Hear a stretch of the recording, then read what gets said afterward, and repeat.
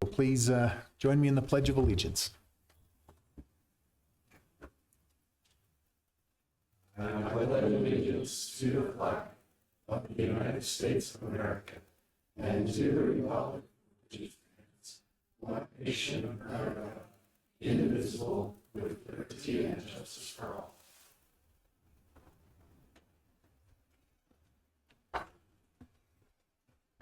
All right, our first item on the agenda is the approval of the minutes.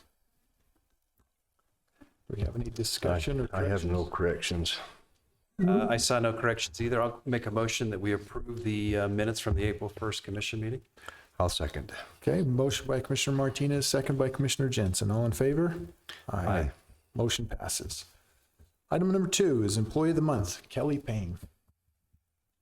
Hello, commissioners. We have 2 employees to recognize this month. James Perry.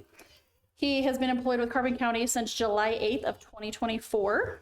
And Michael Perry, who has been employed with Carbon County since May 1st of 2016 and actually became a road deputy on June 5th of 2025.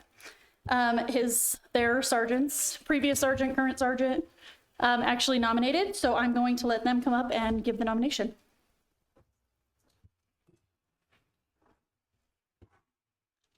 And Michael and James, if you'll come up as well. Go ahead. Yeah, okay.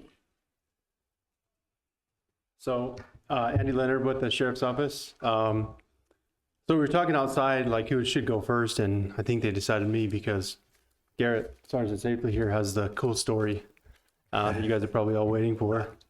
My employee of the month recommendation is based on just over the career that I've observed of James.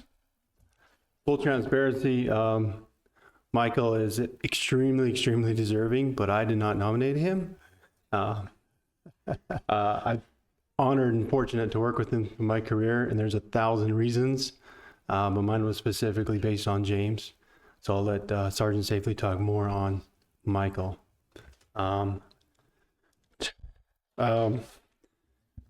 Contrary to popular belief, these 2 are not brothers. Same last name, same career, same crew. Great guys, both of them, but they are not brothers. So Deputy James Perry, this is just something I came up with. Deputy James Perry is hardworking and reliable deputy who shows up ready to work every day. From the start of his shift to the end, he stays busy and makes sure the job gets done. During my time supervising James, I have personally heard him say several times, "I'm going home," or "I'm going to dinner," only to find him a short time later making another traffic stop and taking a DUI driver or a warrant subject off the streets. When it comes to office work, James always takes the time to complete solid, thorough reports and investigations, which helps build strong cases and trust with the community. And I'm sure your county prosecutor could even go more thorough on how thorough James is on his investigations.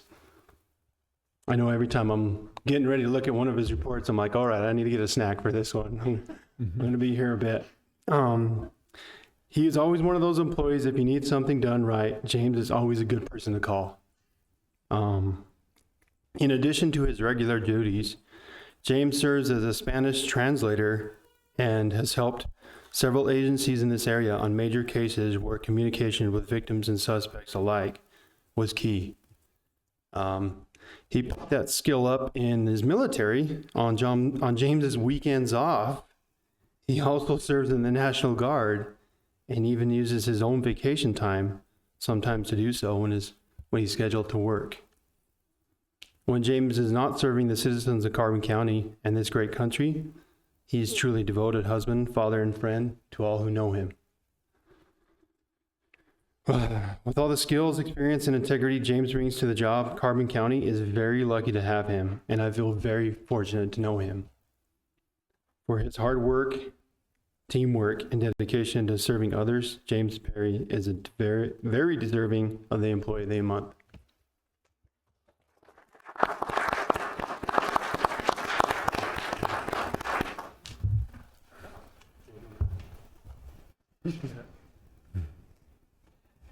I'm Garrett Safely, Sergeant with the Sheriff's Office. I'm very blessed to be here with you guys today with very, very deserving individuals. In March of this year, we were assisting Wellington with a higher priority call. And in the middle of that investigation, we were notified of a suspicious person possibly burglarizing a vehicle close by. I asked these two gentlemen to go and investigate that. And it immediately turned into a high-speed pursuit. These gentlemen had never been involved in a high-speed pursuit in their careers at this point, and they were alone and together, and handled themselves fantastic. It was a scary chase. We were speeds over 100 miles an hour. I wasn't able to catch up at any point in that time. I tried real hard, but so they were on their own, and I had to trust them and trust their training and their wits. And these gentlemen performed flawlessly, even though it was their first time. They put out the information that we needed, kept us up to date, and stayed safe. And ultimately, we caught the offender. We just had court with him recently. I believe there's 17 charges. So we ended up with 17 counts. And I think it was James Perry's first time testifying in a preliminary hearing. And he knew every fact, every event that led to each of the 17 counts. He knew them stone cold and recited them right there in the hearing. It was extremely impressive for any, whether if you've testified 100 times or no times, it was very impressive. His courtroom skills as well. So absolutely. These gentlemen acted in a very, very tough and scary situation that involved multiple agencies from across the area and performed flawlessly. And I'm grateful that they were able to get Employee of the Month for this month. I know that Mike's really embarrassed about being up here, judging by the color in him today. But they're very deserving, and we're very grateful to have them as part of our team and protecting our community here. And they're definitely worthy of this award. So thank you, gentlemen. Thank you.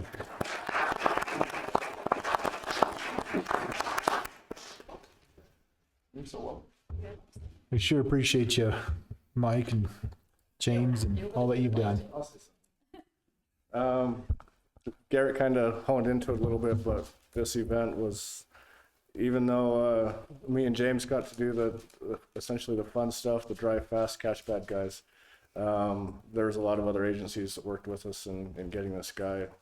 3 officers with East Carbon, 3 officers with Wellington PD. Our dispatcher was amazing, relaying information from us to our sergeants we had the helicopter in the air as well. Plus, that was the second high-speed chase that they had at that time. So it was like relaying information from us to them, to our supervisors. They were awesome as well. So definitely not something that me and him handled on our own. It was definitely a group effort by pretty much every agency in the county. So that's off to them as well. Wonderful. Thank you. I could just add a few more. I really appreciate every other agency to help us out. We're kind of all one big law enforcement family, whether it's Helper City, Price City, East Carbon, Wellington. We all work together pretty good, and I appreciate having all of them and their support to help each other out. We're all in it together. We all do the same job. And if I could give one big thank you, it's to all of them. Thank you.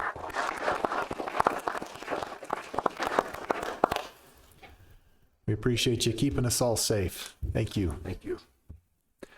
Item number 3, Super Service Award. Tina.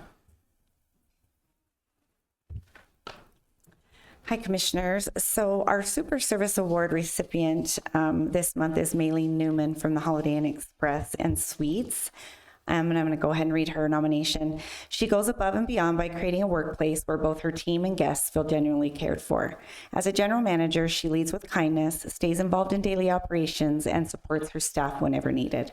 She takes time to listen, encourages growth, and recognizes her team's efforts, which builds trust and strong morale. By setting this example, she inspires her staff to deliver true hospitality, making every guest feel welcome and valued. Her leadership turns the hotel into a positive, supportive environment where people enjoy working and guests enjoy staying. Please help me welcome Maylene Newman with the Holiday Inn Express and Suites.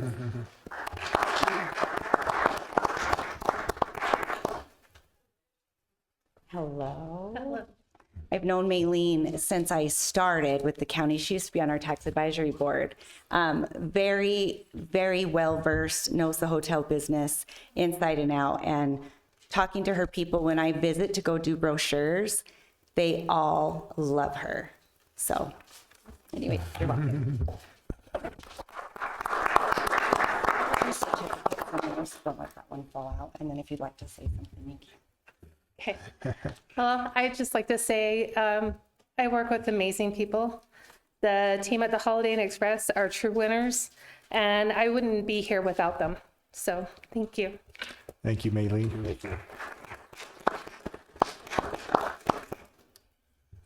Thank you very much. Item number 4 is Carbon Care Coalition presentation. McKenna, Taylor, are you doing it as well? Oh. She's just a good supportive boss. Okay, just state your name for the record.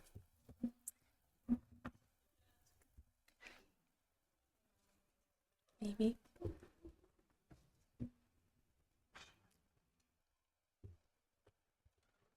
Mm-hmm.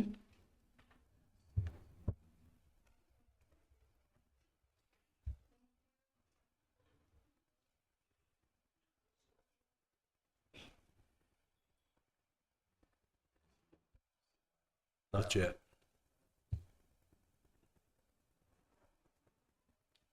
It's warming up.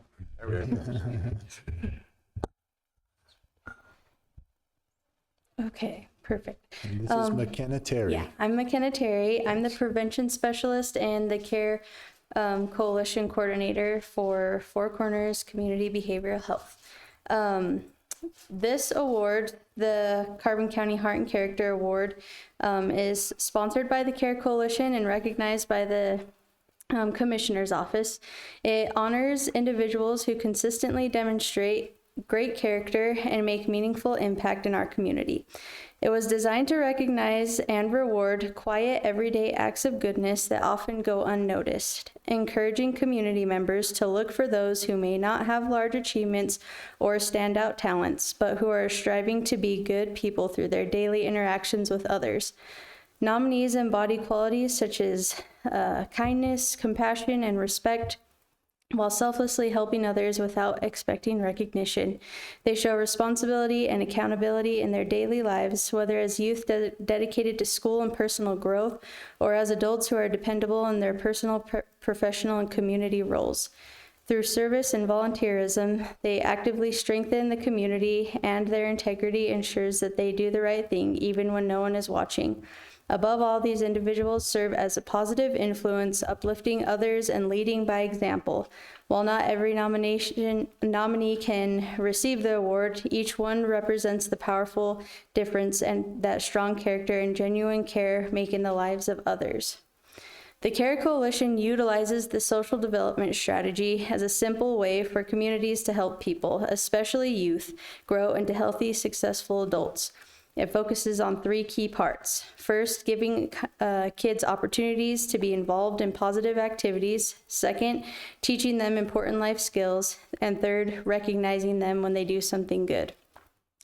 When young people feel supported and valued and connected to their families, schools, community, and other adults, they are more likely to make good choices. The significance of this award is that it allows us to highlight the recognition piece of the social development strategy. The nomination form can be found on the careforcarbon.org website under the Heart and Character Award tab. If you know a youth or an adult that you feel meets the criteria listed on the form, please submit a nomination. An important note is that the nominator remains anonymous unless otherwise specified when I reach out to you, if you choose to leave your contact information. It is our hope that by implementing this award into our community, that Carbon County can continue to become a healthier, more resilient, and compassionate community. Thank you for your time. Thank you.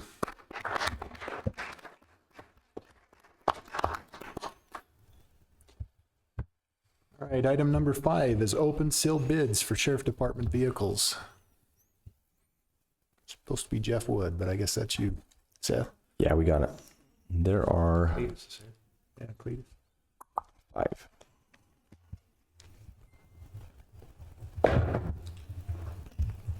grab the knife.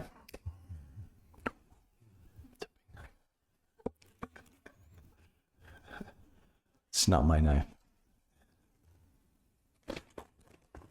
First one is from Jan Auto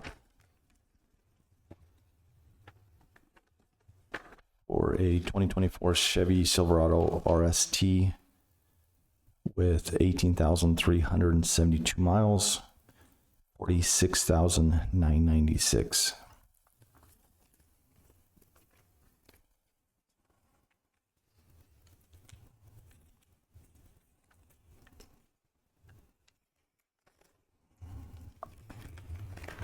It was easier last time when there was somebody else to read while I was opening.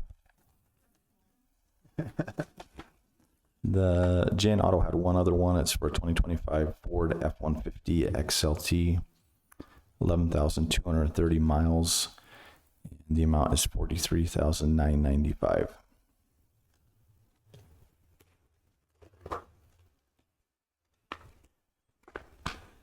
This one is from Kengar Ford.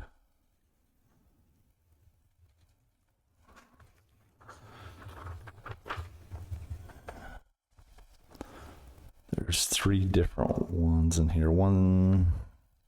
This one is for a 2025 Police Interceptor Utility All-Wheel Drive Base for 46,605.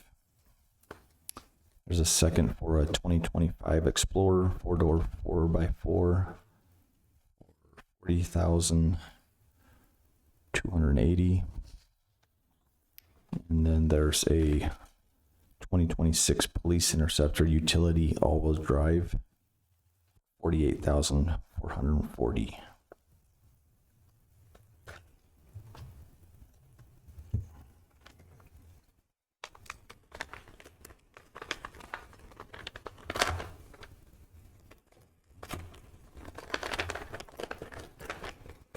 And this one is from Auto Farm for a 2025 Ford Explorer with 20,000 miles, 40,990. I think that's the only one in here. Take it back. There's a 2023 Ford F-150 XLT, 18,260 miles, 44,970.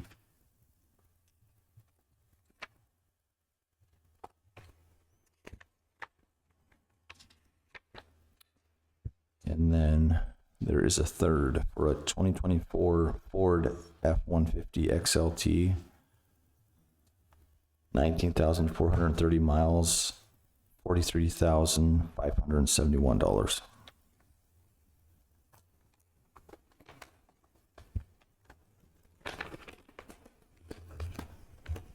And then last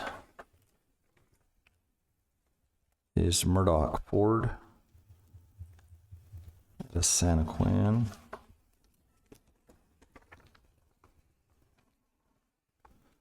For a 2025 Ford Police Interceptor.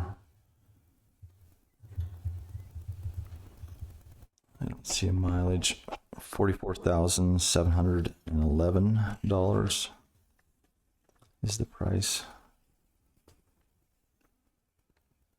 And then there's also a 2026 Ford Explorer Active.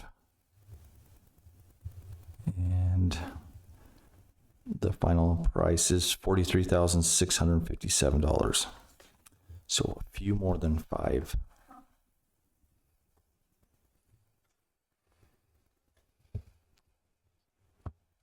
Any discussion? I would make a motion that we acknowledge these bids and authorize Sheriff Wood and Commissioner Haddock to go through these and make a choice. I'll second that. Okay, motion by Commissioner Jensen, second by Commissioner Martinez. All in favor? Aye. Motion passes. Thank you. Item number 6 is open request for proposal for professional engineering services. Lincoln. We have 3. Maybe I could just give an explanation of what this is. Last year, we had flooding in the Carbonville area. The NRCS from the federal government was notified, and we've requested funds from them to help do some mitigation work to help hold that water back from causing the flooding. And the next step in that, we've been approved for a project in there by the NRCS. And so the next step is to hire an engineering firm to work with the NRCS to design this project. So this is requests from engineering firms or to have them put together a proposal that shows their qualifications. There's no pricing that was asked for in these proposals. And typically how that works is the engineers are paid directly by the NRCS to engineer and design the project. Sorry, there's Jones and DeMille, and then Keller Associates.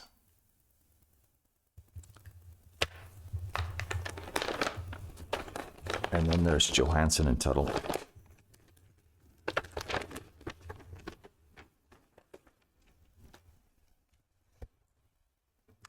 Do you need any other information? Yeah, I just would say there's probably nothing to review here. This would be something that Lincoln and Justin Needles, our emergency response coordinator, needs to review and make a decision. I'll make a motion that we acknowledge the 3 bids that were sent in from Jones and DeMille, Keller and Associates, Johansson and Tuttle, and allow Commissioner Jensen, Lincoln, our engineer, and Justin Needles evaluate to move forward with the best option for Carbon County. I'll second that. Okay, motion by Commissioner Martinez, second by Commissioner Jensen. All in favor? Aye. Motion passes. Item 7 is consideration and possible approval of the 2026 continued property tax exemption list. Seth Marsing. Yeah, this is our continuing property tax exemption list. This is something that we do each year. We send out renewal applications to anyone who's been on the list the previous year. Generally, these are churches, nonprofits that provide a charitable contribution to the community. There's also museums,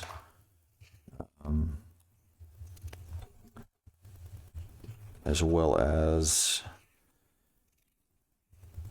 education and other things like the Department of Natural Resources. So these, our list hasn't changed a ton, but there are a few things just we want to mention that have changed from the previous year.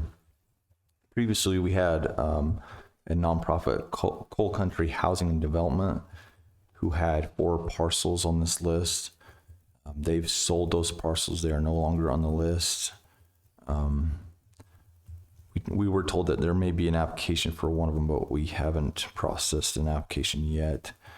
Also, the Boys and Girls Club, the parcel that they've used previously and has been tax exempt is not this year. They are looking to sell it. I don't know that they have yet. Also, the Clear Creek Homeowners Association had 2 parcels on the list previously. They've been essentially assessed differently this year, so those 2 parcels are not on our list. Last year, there were 2 parcels that we denied that were owned by the Western Region Nonprofit Housing Corporation that were multifamily units. Again, we denied them last year. They've appealed to the state through the Board of Equalization, and their hearing has not been held yet, so we've denied them this year as well, and just waiting to hear how their hearing goes, see how their hearing goes with the state. So those are the main changes that we have. But yeah, then you have the list in front of you. If you got any other questions, we'd be happy to answer them. So Seth, on this document you gave for them to sign, if they sign it, that you're asking that the application be denied as to those parcels. Is that correct? Yeah, it's approval of the whole list as well as these changes listed, yeah, on that front page. Oh, okay. So I think, so you're asking, oh, the list behind the cover letter is to be approved with the exception of the ones you've listed on the front. Is that right? Yeah, those ones on the front are the ones that we've denied this year. Please. The appeal for the property that was denied exemption last year, they didn't file until it was a late appeal. So the only thing we have currently under appeal is their appeal to be heard for filing late. Okay. I don't have any questions. Are you good, Christian? Well, I think your motion should specify the ones you're denying, and I think you could refer to the four in the bullet points on the cover page. Just some clarification, I apologize. The first three bullets there, they're not technically being denied. They just have not submitted an application this year because they know that they no longer qualify, whereas in past years they have submitted an application and did qualify. The fourth one, though, has submitted an application and has been denied. So you're recommending it continue to be denied by the Board of Equalization? Yeah. Okay. So your motion needs to incorporate all that. All right. So moved, right? Yeah, no, I want to make sure that we get this right. So the properties on the front have not, so they're not being denied. So if we approve the list, All but the last one. So the Western Region Nonprofit Housing Corp has two housing units that they've asked for tax exemption and they've been denied. The other three, Coal Country Housing Development, Boys and Girls Club, and Clear Creek Homeowners Association, did not submit applications this year. It's just a change from the previous year. They were tax exempt last year. They're not this year, and it's just because they didn't apply. and I guess on the list that follows this cover sheet is accurate. Yes. So if we approve the list that you supplied, is that? Yeah, that's sufficient. I didn't realize I thought it was just a separate list. I didn't realize it was all one document. So, yeah, if you just approve the list, basically a spreadsheet, huh? And then if you wanted to, you could say that you are denying the application for Western Region Nonprofit Housing Corp, because that's really the only one that's getting denied, if you'd like to. Okay. So I'm going to make a motion. We're going to walk through this. I'm going to make a motion that we approve the 2026 continued property exemption list with the stipulation of denying Western Region Nonprofit Housing Corp. And their parcel numbers, I'll read those into the record. 01-0141-0001 and parcel 01-0140. And this is maybe missing a number. There's only 3 digits on the back, 001. Yeah, it should be 3 zeros, 0001. Okay. So I'll read that parcel number over one more time. The second parcel is 01-0140-0001. Yeah, and then if you want to read them, there's also the other 2 there. Following the Woodside Apartments, Avalon Apartments, and the New House Apartments. Those parcel numbers also 1A-0100-0000, and the last parcel 01-0287-0000. Good. I'll second that. Okay, we got a motion by Commissioner Martinez, second by Commissioner Jensen. All in favor? Aye. Motion passes. Thanks for walking through that with us, Seth. our trusty attorney. Item number 8, discussion and possible approval to remove property -1C -0314-0000 from the 2026 May tax sale. Want to do that one, Seth? Sure, why not? So, let me see if I have the name. Last name Morris. Patricia Morris. Yeah, Patricia Morris. Thank you. She is 5 years delinquent on her property taxes. She's requested to the commission that her parcel not be included on the May tax sale coming up here soon. She has made significant payments. I think nearly 2,000 or maybe more. For about 4,300, I think. Oh, she's the last few months. Anyways, she's mentioned that she plans to pay that off by the tax sale, and yeah, those are the main things. One other thing to consider with our May tax sale is that we send these parcels to have title searches done, and then there's an extra $400 administrative fee that we add on. We withheld hers from sending to the title companies in anticipation of this meeting. So I think that's all the details there. Well, thank you. And she has made effort to catch up where some others can't get a hold of, they won't pay, whatever the reason is. But this, Mrs. Morris has made an effort to try to catch up on her parcel. It appears like she'll be current by the tax sale. It's supposed to be this next Friday. She'll be current. I think the remaining balance was 800 or so left. So our goal obviously is not to let properties get to the tax sale. Doesn't do us any benefit or the benefit to the owner. But we end up just taking that money and the delinquent amount. The county gets that. The rest gets sent to the state, which ultimately goes back to them or whoever has a lien on that property.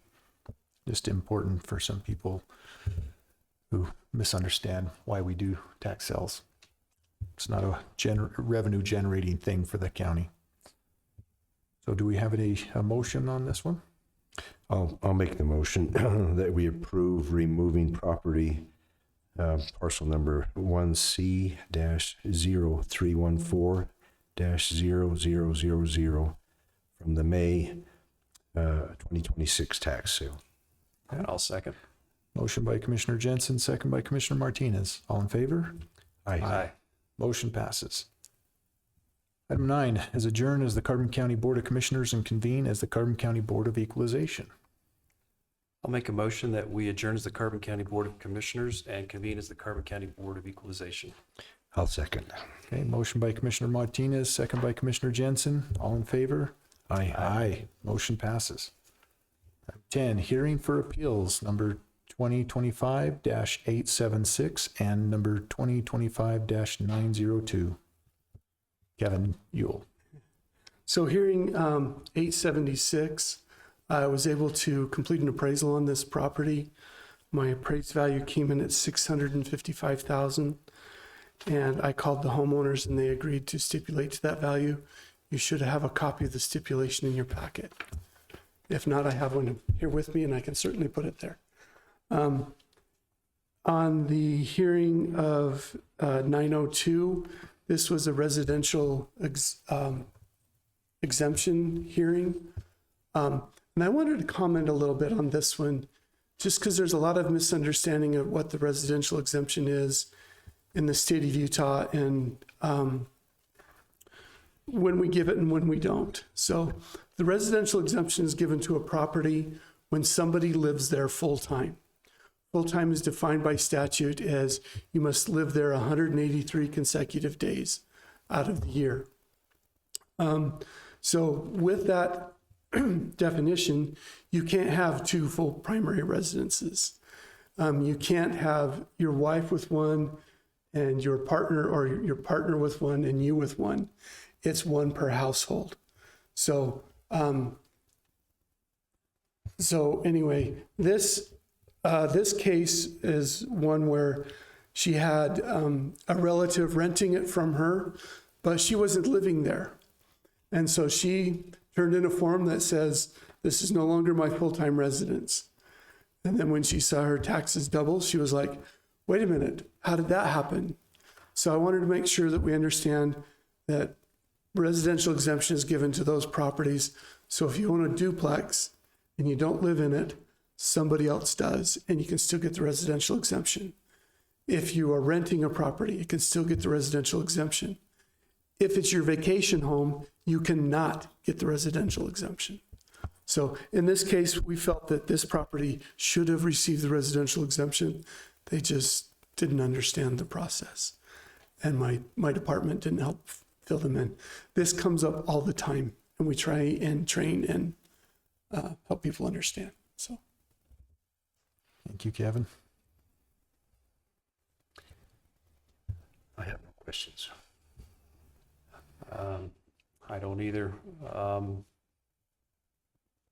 think we have to adjourn before making any other motions. no, you can actually approve them in the Board of Equalization Okay. and then go out. I'll go ahead and make a motion then that we approve the appeals of parcels or case numbers 2025-876 and number 2025-902. I'll second. Okay, motion by Commissioner Martinez, second by Commissioner Jensen. All in favor? Aye. Motion passes. Thank you. Thank you. Item 11, adjourn as Carbon County Board of Equalization and reconvene as Carbon County Board of Commissioners. I'll make the motion that we adjourn as the Carbon County Board of Equalization and reconvene as the Carbon County Board of Commissioners. And I'll second. Motion by Commissioner Jensen, second by Commissioner Martinez. All in favor? Aye. Motion passes. Item 12 is possible closed session to discuss the character or professional competence of an individual. I'll make the motion we go into closed session. I'll second. Okay, motion by Commissioner Jensen, second by Commissioner Martinez. All in favor? Aye. Aye. We are now in closed session. You need to make a record that you polled each member when you go into closed session. So do that right now. All before you right, go in. so moving on to item 13, discussion and possible decision regarding future donations to Miss Carbon County pageant. I'm going to make a motion due to recent information that we've received and concerns with the current management of the Miss Carbon County pageant. I move that we no longer fund this pageant until there's changes with the leadership. I'll second that. Okay, motion by Commissioner Martinez, second by Commissioner Jensen. All in favor? Aye. Motion passes. Motion to adjourn. We are adjourned. Thank you.